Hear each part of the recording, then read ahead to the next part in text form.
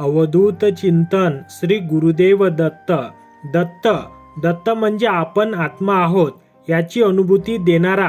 प्रत्येकात आत्मा आहे म्हणून प्रत्येकजण चालतो, बोलतो आणि हसतो.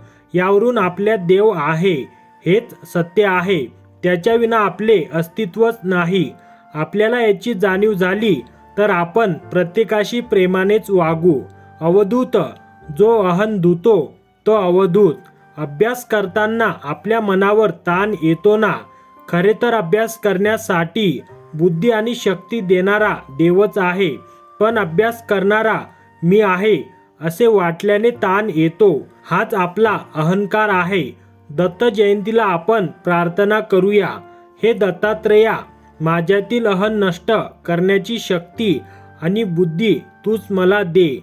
दिगंबर, दिक्क म्हणजे दिशा, हेच ज्याचे अंबर म्हणजे वस्त्र आहे.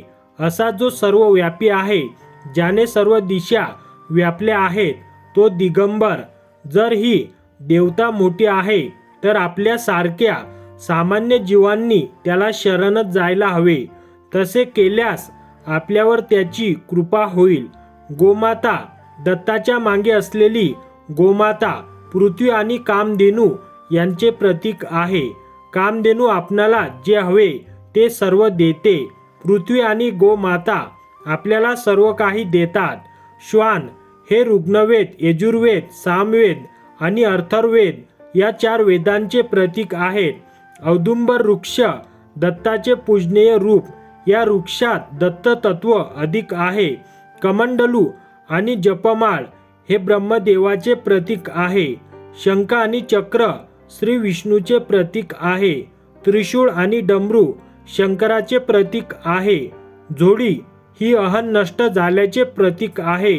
झोळी घेऊन दारोदारी हिंडून भिक्षा मागितल्याने अहं नष्ट होतो.